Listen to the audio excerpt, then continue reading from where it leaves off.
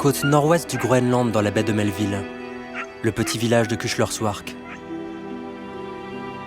Là, quelques irréductibles Inuits pratiquent encore la chasse traditionnelle pour nourrir leur clan, comme leurs ancêtres avant eux, et ce depuis la nuit des temps.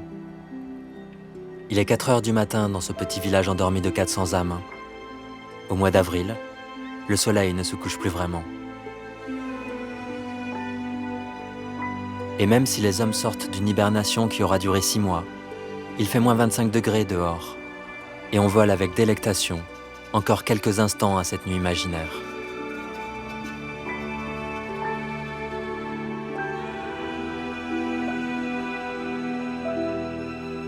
Au bout du village, pourtant, les apparences sont trompeuses.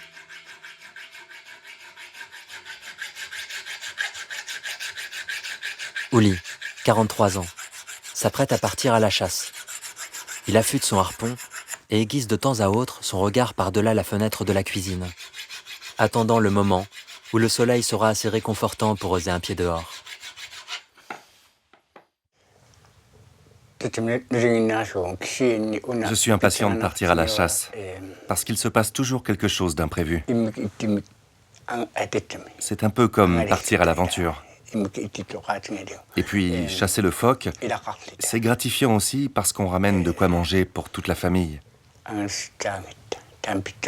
Quand je pars pour plusieurs jours, il m'arrive même de revenir avec de la baleine, du narwal ou de l'ours polaire.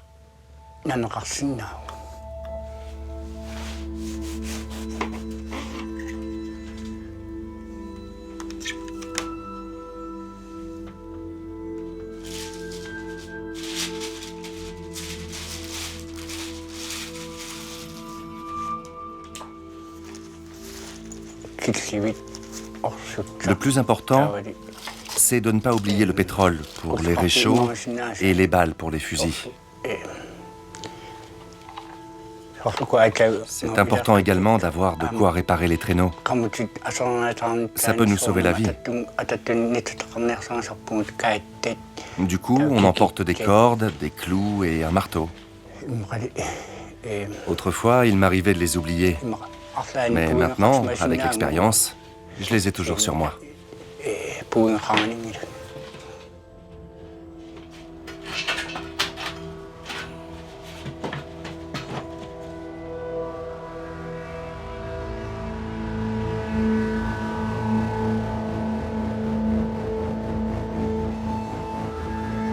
8 heures. Dernier regard porté par-delà la fenêtre. Dehors, le village se réveille.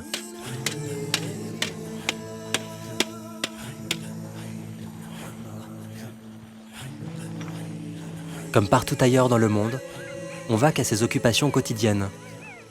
On va faire ses courses, on se prépare à aller en classe, ou on décide d'emprunter le chemin de l'école buissonnière.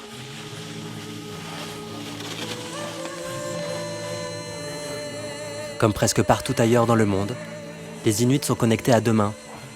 Ils ont un compte bancaire, un identifiant Internet et un pseudonyme Facebook. Mais comme pour ralentir la course du temps, Uli est l'un des derniers à préférer la chasse au supermarché. Nous avons décidé de l'accompagner dans son itinérance, conscients que la nouvelle génération n'aura peut-être bientôt plus cette chance. Le climat se réchauffe, la banquise se rétracte. Le monde change plus vite que les saisons.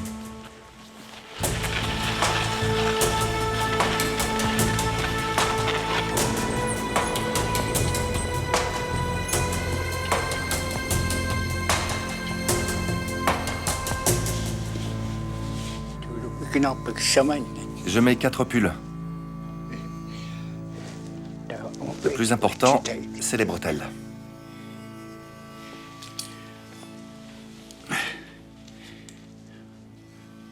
Parfois, je les perds et c'est énervant.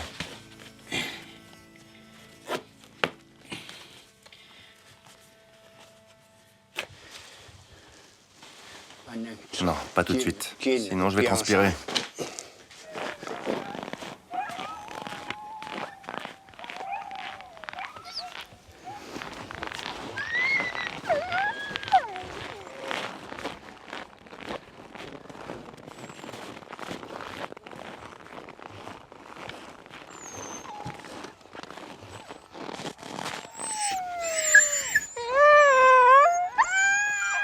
Les chiens sentent que le départ approche.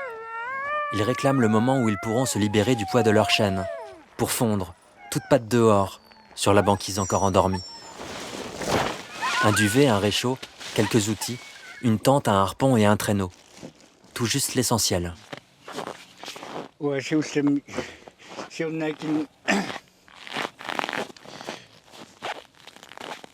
Autrefois, j'avais 2 scooters des neiges.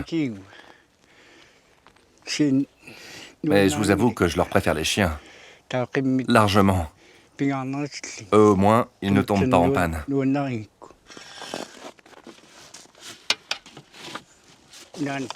C'est mon deuxième harpon. Il a un flotteur au milieu. C'est pour être sûr de le récupérer. On n'oublie jamais le fusil.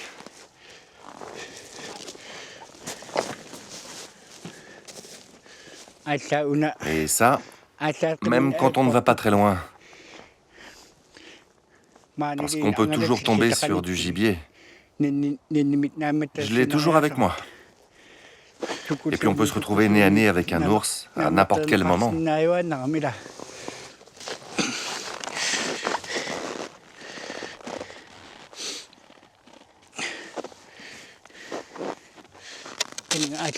Je vais encore aller chercher quelque chose.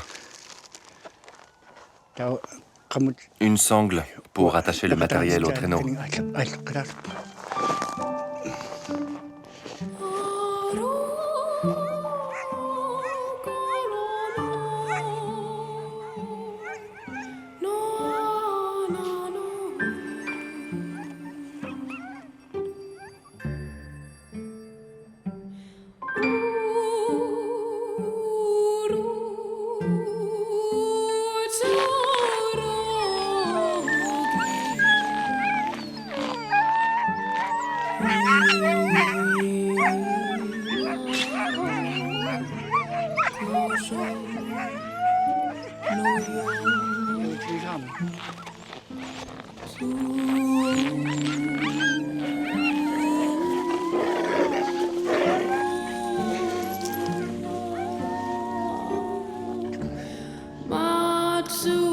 Les chiens comme unis dans un dernier recueillement.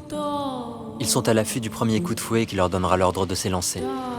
Paradoxe du chien-loup, qui n'a jamais su choisir entre le collier ou la liberté.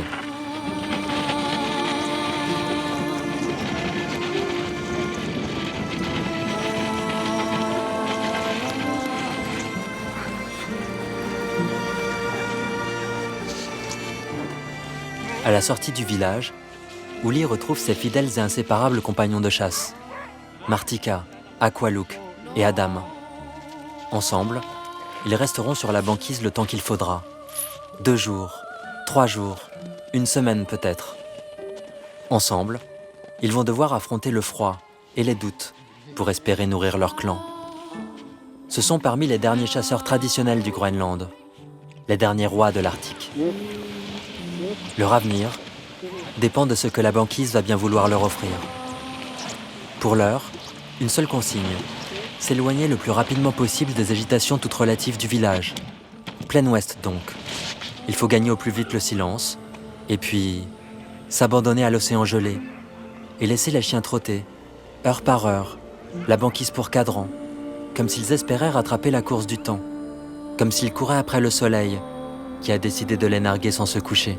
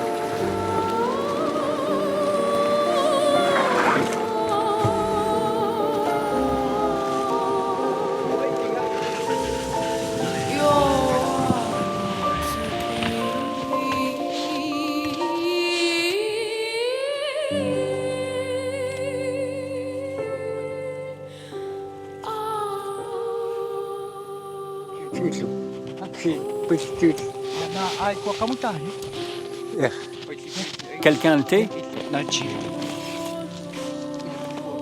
Heureusement qu'on a emporté avec nous quelques provisions. Hein.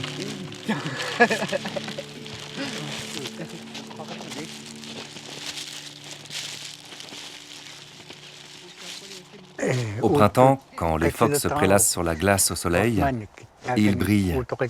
Ils sont bien plus faciles à repérer. Là, on ne verra rien pendant un bon moment à cause du voile qu'il y a dans l'atmosphère. Une fois qu'on y verra plus clair, je suis persuadé qu'on trouvera notre bonheur. Avec un peu de chance, on tombera même sur un ours. Il faut toujours garder espoir.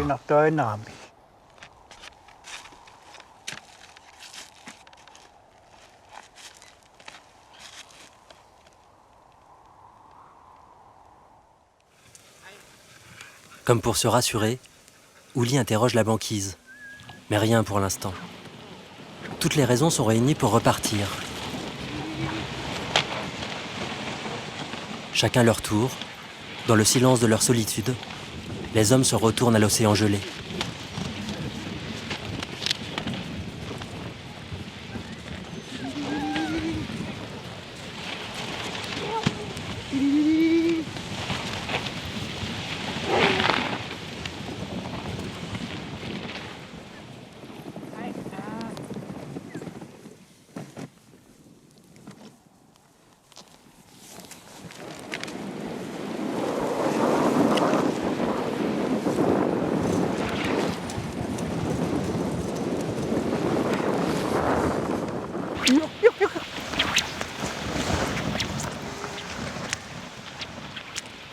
Voilà 5 heures déjà qu'ils se sont abandonnés à l'immensité de la banquise. Et Martika commence même à s'impatienter.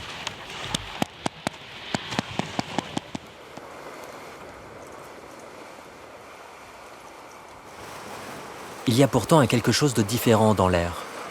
Les chiens avancent à pas de loup, le silence pour appât, comme s'ils avaient repéré une proie. Les hommes réduisent la voilure, seuls les traîneaux de bois et les cordages osent trahir la manœuvre.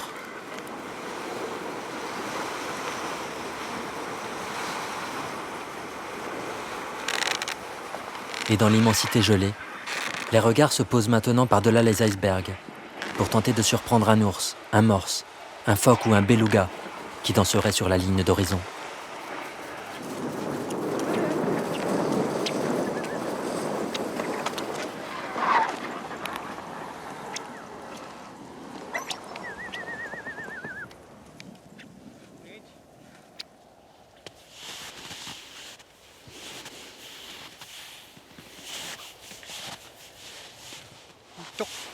Il y a des phoques. 3. Il nous faut un approcheur. Oui, il va falloir prendre par ce glacier là-bas. Tu vois? Celui qui est au loin.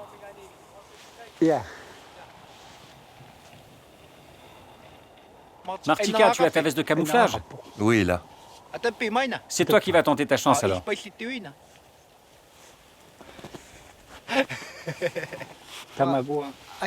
D'accord, mais alors tu me prêtes ton fusil. Tu feras attention de ne pas l'enrayer. Hein.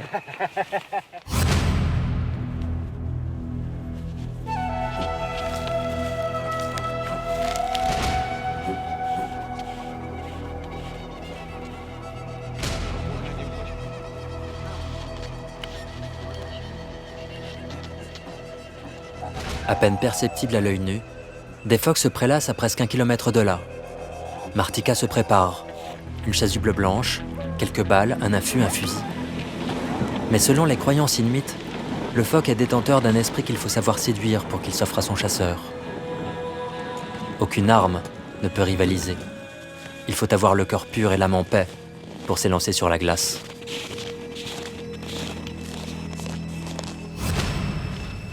Et c'est seul que Martika part à sa rencontre.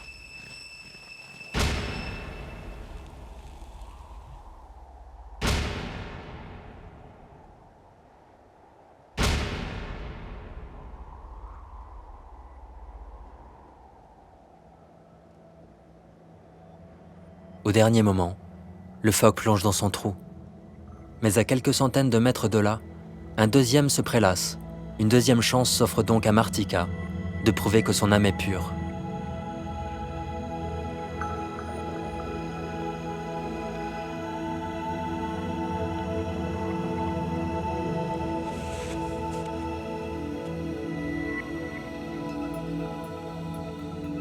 Scène troublante de chasse. Et pourtant, on est loin des massacres organisés dénoncés par les sociétés dites civilisées. Les Inuits chassent, comme nous le faisions tous il y a encore quelques milliers d'années, pour se nourrir, tout simplement. La chasse fait partie de notre culture. J'ai tué mon premier phoque à l'âge de 9 ans. On mange sa viande et on vend sa peau, très cher parfois.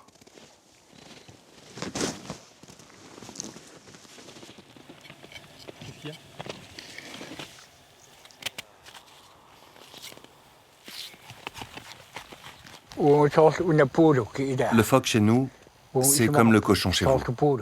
On voit ça comme ça. Tout est bon. S'il n'y avait pas de phoque, notre peuple aurait déjà disparu. Pas de phoque, pas d'Inuit. On sait que depuis des années maintenant, le monde nous voit comme un peuple sanguinaire, parce qu'on va à la chasse aux phoques. Tout le monde nous juge, mais personne ne sait que si on tue les phoques, ce n'est pas que pour leur peau, mais surtout pour leur viande.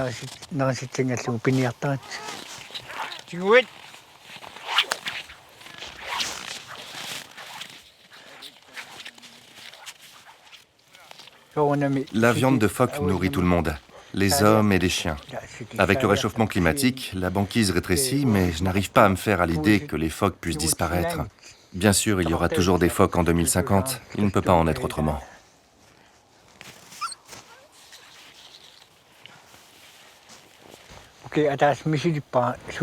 J'ai déjà essayé de subvenir à mes besoins sans chasser et en allant travailler à terre. Mais c'était si différent pour moi. Si j'y suis contraint, je le referai bien sûr. Mais tant qu'il y aura des phoques, je ferai ce que mon peuple a toujours fait.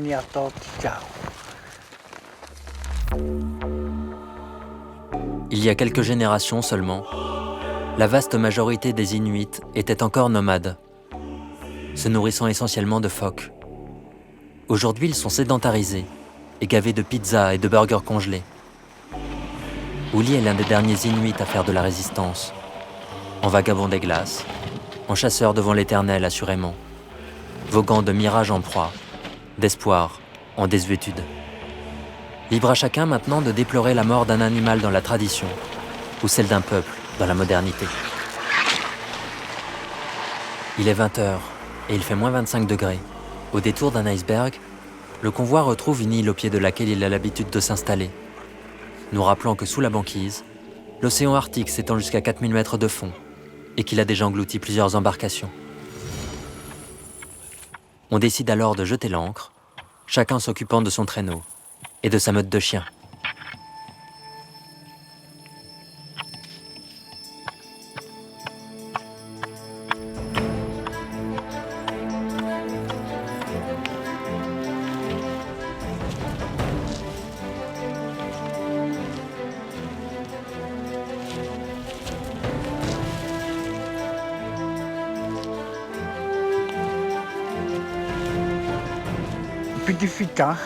J'attache les chiens à la banquise.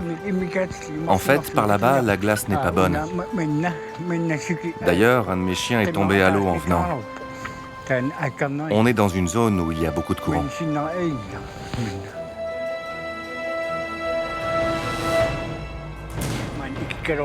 J'ai 9 chiens au total. Le meilleur, c'est celui-ci.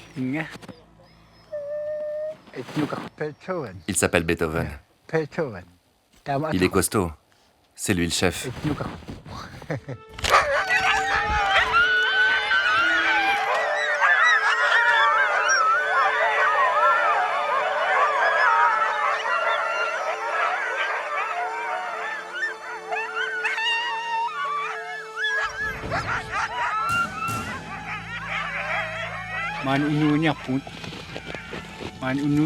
On reste ici pour ce soir.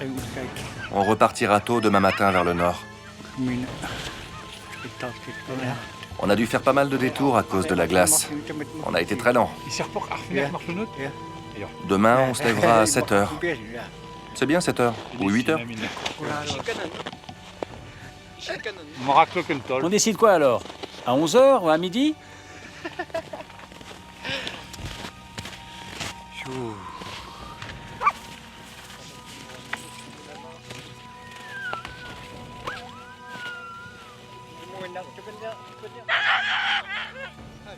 C'est seulement une fois que les chiens se sont restaurés que les hommes peuvent penser à eux. Il leur faut rassembler les traîneaux qui constitueront le sol de la tente. Étape cruciale pour s'isoler du froid de la banquise. Les travées du traîneau se transforment en lattes de sommier, les bâches en matelas pour la nuit.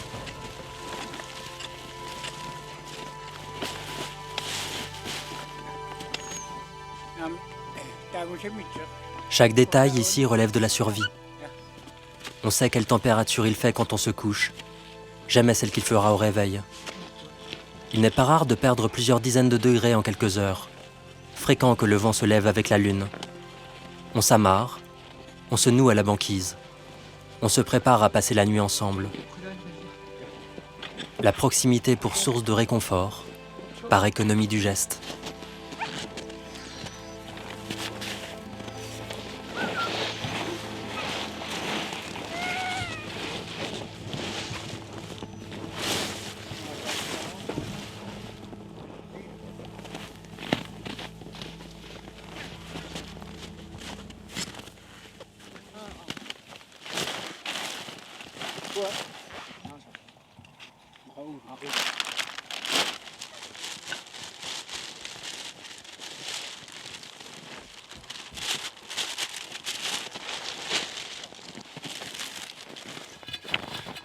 Une fois la tente installée, on profite de cette sédentarité d'un soir pour repérer les environs.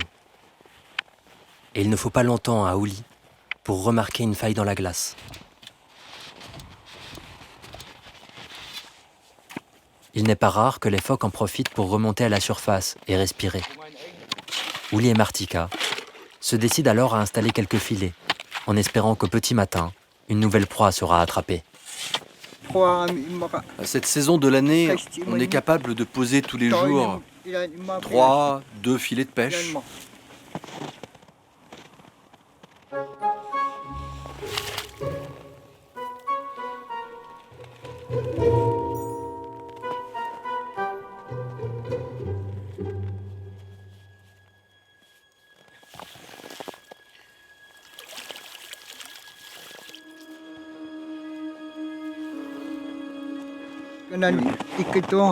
On installe nos filets ici parce qu'on est proche du Nil, là où il y a des failles. Les phoques suivent les failles de la glace pour rejoindre la rive.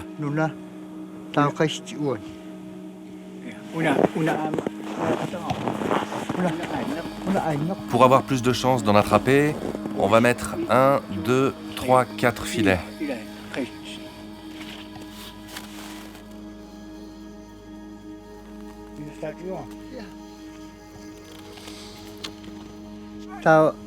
Bon ben, il n'y a plus qu'à espérer. Espérer, le chemin de croix des chasseurs inuits. Espérer qu'à l'horizon 2050, il y ait encore des phoques. Espérer que d'ici là, la banquise n'ait pas disparu.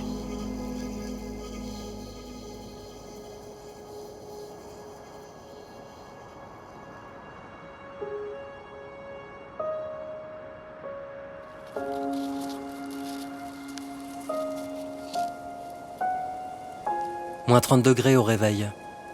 On s'assure que son corps n'est pas aussi engourdi que son âme, et on prend ses repères au chevet du jour qui se lève.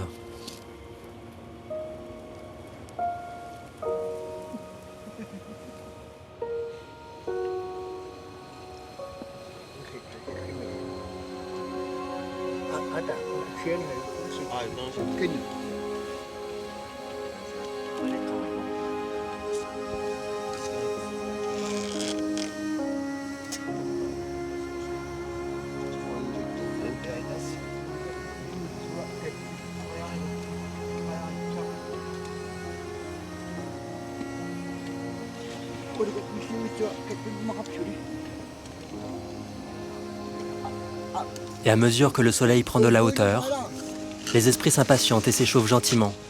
Il est bientôt l'heure de repartir. Qu'est-ce qu'il fait là, ce gros sac? Il gêne le passage. J'ai plein de nouveaux couteaux. Qu'est-ce qu'ils font là-dedans? Les emballe pas. Mets-les juste à leur place.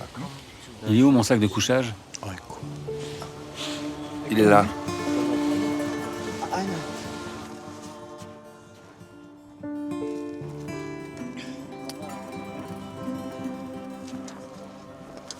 Au dehors, les filets déposés la veille n'ont rien donné.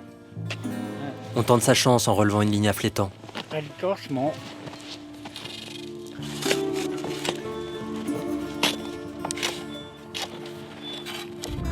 Au bout, pas de flétan, mais un requin polaire qui en est friand. En voulant faire du flétan sa proie, il s'est fait attraper à son tour.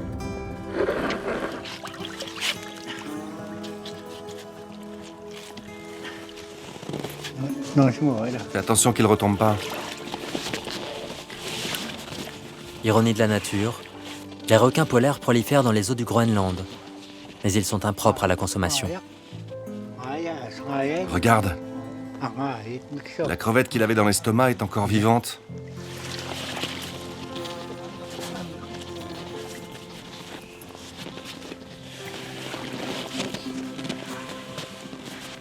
Et puis ces 2 et 3 autres requins polaires pris au bout des hameçons. Pour réguler leur nombre et protéger le flétan, le gouvernement groenlandais offre une prime symbolique à qui leur envoie le cœur d'un requin. Le gouvernement entend ainsi encourager les chasseurs à pêcher le flétan, les hommes à espérer au bout d'une ligne, les nomades à se sédentariser.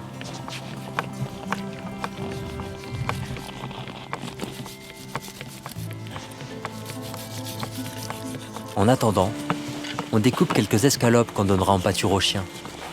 Les Inuits, eux, les troqueraient bien contre un peu de tranquillité.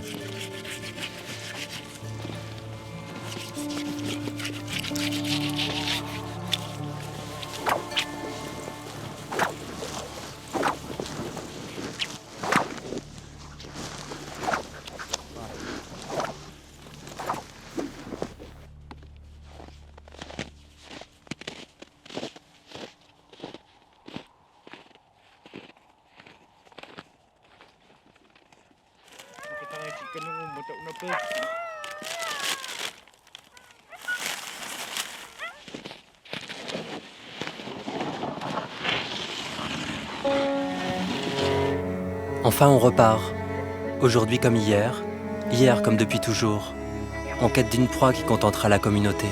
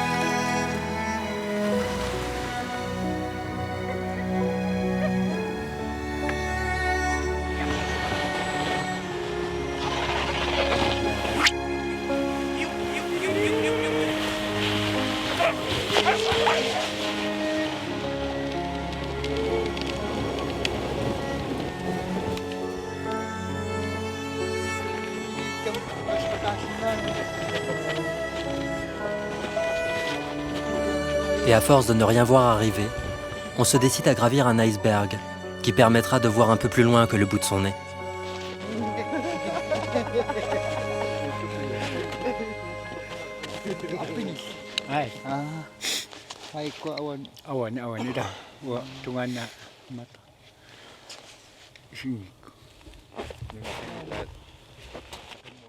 Tout ça là devant, c'est de la banquise. Banquise, banquise, banquise. Jusqu'aux icebergs là-bas.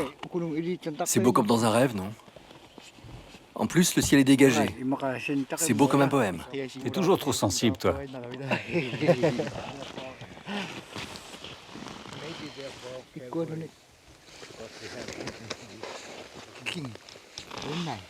Regarde là-bas vers la côte nord. Un phoque. On l'a repéré quand on était plus bas. On cherche le phoque barbu, on pense qu'il est dans le coin. La banquise, c'est l'héritage de nos ancêtres. On est habitué à la vie dans l'Arctique, dans le froid. Bien sûr, on apprécie l'été. Comme les Européens, on aime la chaleur et le soleil. Mais contrairement à ce qu'on croit, ce n'est pas plein de vie d'ici. Avec l'arrivée du printemps, les proies seront bientôt plus présentes encore. Les phoques seront plus visibles sur la glace. Et quand le temps s'améliorera, les chasseurs voyageront et il y aura même des ours à attraper.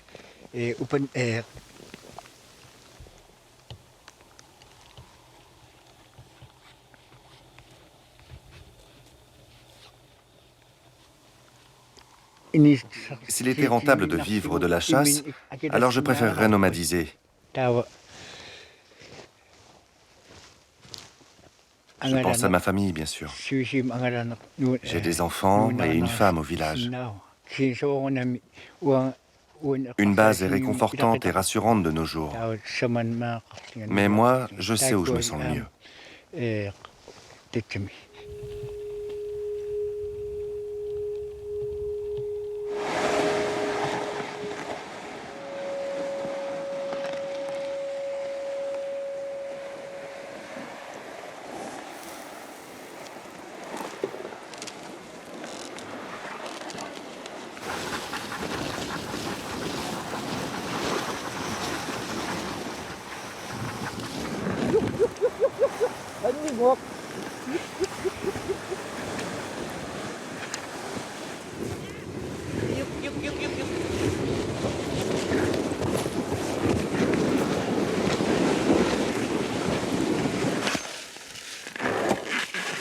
La banquise est un éternel recommencement.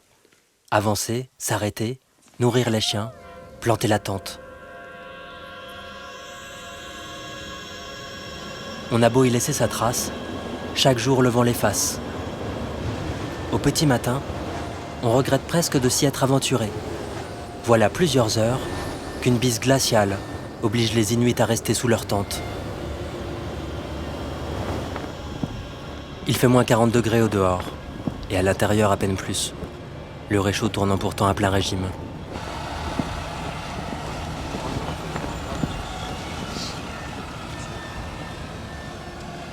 Un jour, le vent s'est mis à souffler très fort. C'était un peu comme aujourd'hui. On était sur la banquise et on préparait le repas, quand la tente s'est mise à bouger. Je suis sorti et j'ai vu que les chiens étaient tombés dans la mer, malgré qu'ils avaient été attachés. La banquise s'était brisée et ouverte en deux. On dérivait. Quand les plaques de banquise ont commencé à bouger, des chiens ont essayé de se retenir avec leurs griffes. Mais ils ont péri, entraînés par la mer. Certains chasseurs meurent à la chasse. Il y a toujours des risques.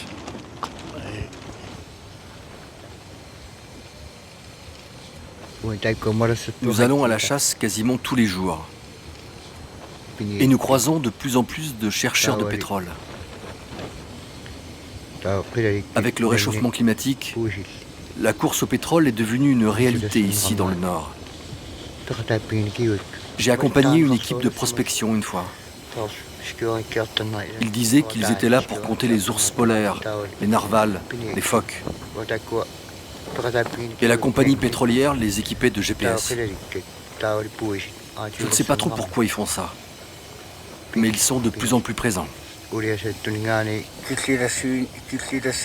Quand je pense à tout cet argent qu'on vient investir chez nous, je me dis qu'on ne pèse pas très lourd face à ces pays qui possèdent des compagnies pétrolières et des milliards. Et dire que ce sont les mêmes qui nous donnent des leçons sur la chasse aux phoques. Nous, on ne va pas s'immiscer dans leurs affaires pour savoir comment ils prélèvent à la nature telle ou telle espèce pour se nourrir. On ne se mêle pas des affaires des autres, alors qu'on ne se mêle pas de nos phoques et qu'on ne nous impose pas des quotas. Au lieu de ça, il ferait mieux de nous intégrer dans leur recherche du pétrole pour qu'on ne soit pas laissé pour compte.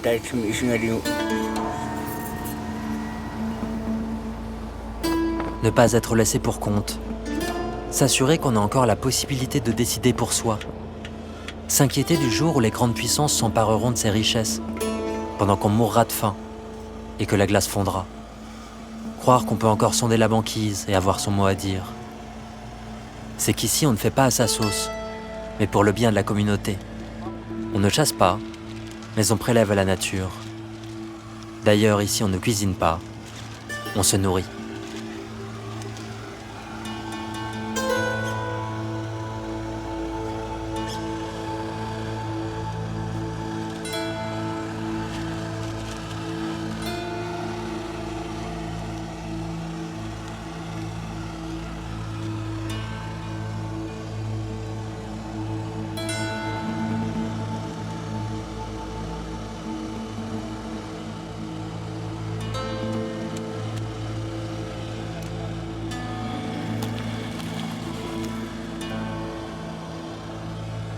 Et on ne parle pas en mangeant.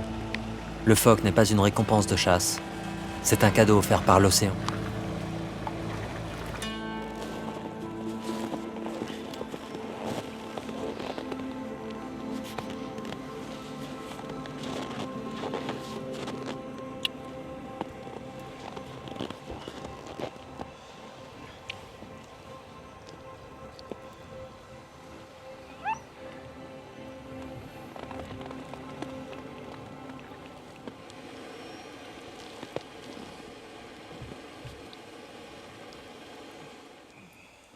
Le vent a fini par se calmer.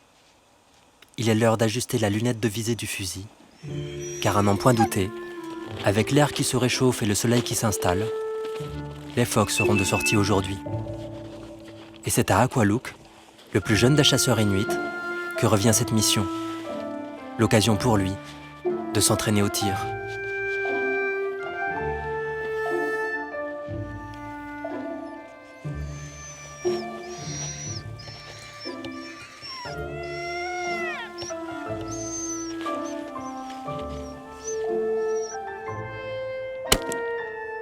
À chacun sa cible. C'est un paquet de soupe chinoise qu'il vise. La prochaine fois, ce sera à lui de rapporter le phoque qui nourrira la communauté.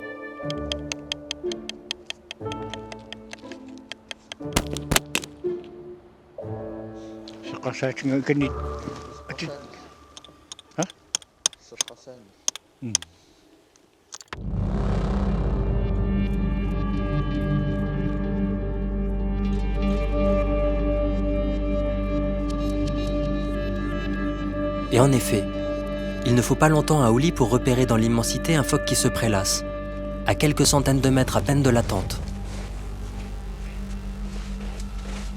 Et c'est Adam qui cette fois s'élance sur la banquise pour mesurer son âme au phoque. Malgré la difficulté de l'approche, il accepte notre présence dans ses pas.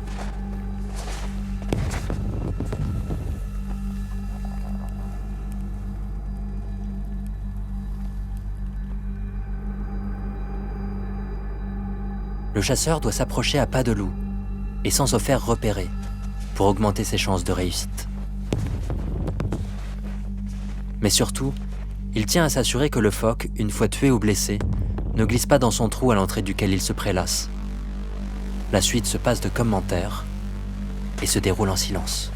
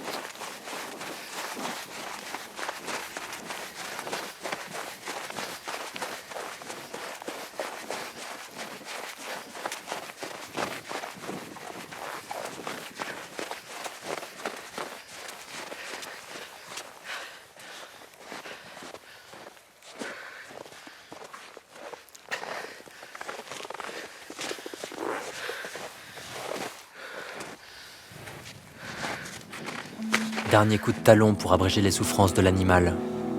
Comme pour libérer son âme. Adam reprend son souffle. Une clope au bec, comme après avoir fait l'amour.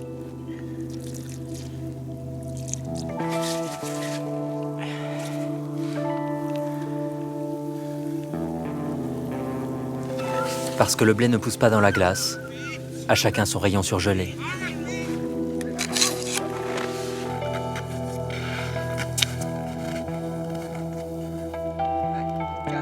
Dernier recueil autour de l'animal. Ne pas respecter cette pudeur face à la mort pourrait être de mauvais augure pour la communauté. Mais Uli n'en a pas terminé. Pour nous aider à mieux comprendre les enjeux de demain, il sollicite toutes les attentions, une dernière fois. Il décide de nous montrer les vestiges d'un symbole qui a tout fait basculer, obligeant les Inuits à troquer leurs tentes contre des cabanes en bois.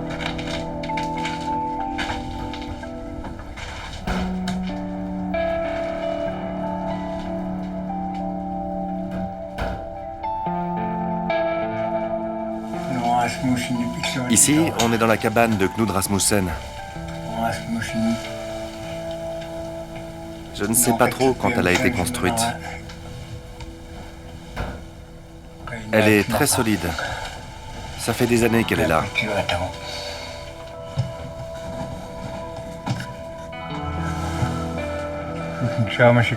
On m'a dit que Rasmussen avait été un explorateur célèbre. Il était danois et à moitié groenlandais.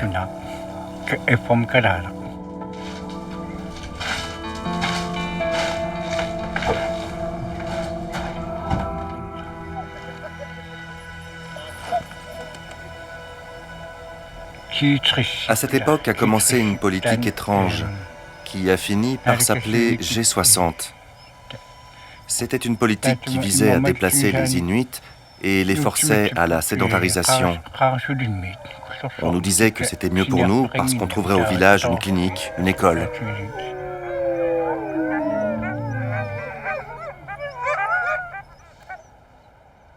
À l'époque, notre peuple vivait exclusivement de la chasse aux phoques et à l'ours polaire. Et puis un jour, on nous a déplacés et on nous a posés là, au village. On nous a appris à pêcher le flétan. Je sais qu'à l'époque, des Inuits ont perdu la tête. Quitter la banquise, c'est perdre son identité. Aujourd'hui, l'histoire se répète avec les compagnies pétrolières.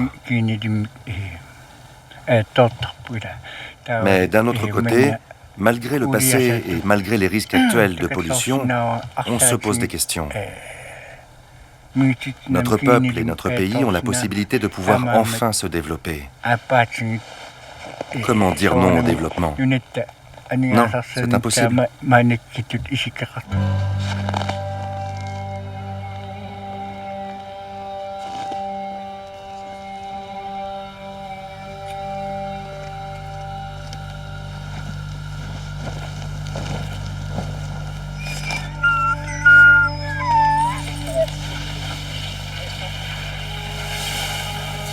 Comment dire non au développement? Comment ne pas saisir l'or, le diamant, le pétrole caché sous la banquise? Dire oui donc, mais à quel prix et comment? Les uns en prenant soin de se souvenir d'où ils viennent, les autres en se rappelant peut-être que là-haut, tout en haut de la Terre, il y a des hommes. Et ils sont près de 4 millions à vivre au nord du cercle polaire.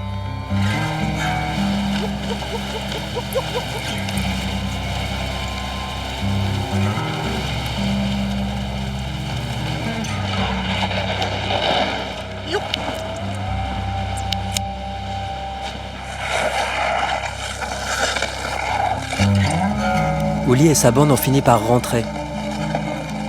On leur prédit qu'un jour, ils ne pourront plus repartir, tant la terre et le climat se seront réchauffés. Ce sont les derniers rois de l'Arctique. Certains rentrent du supermarché, eux, de la chasse.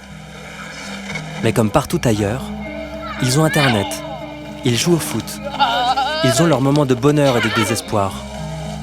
Ils veulent croire en l'avenir.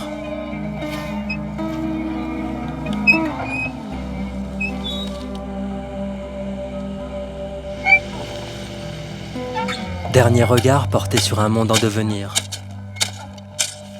La jeune génération aura à choisir entre Twitter ou les phoques, Facebook ou les chiens. Et ce sera à elle d'écrire la fin de l'histoire.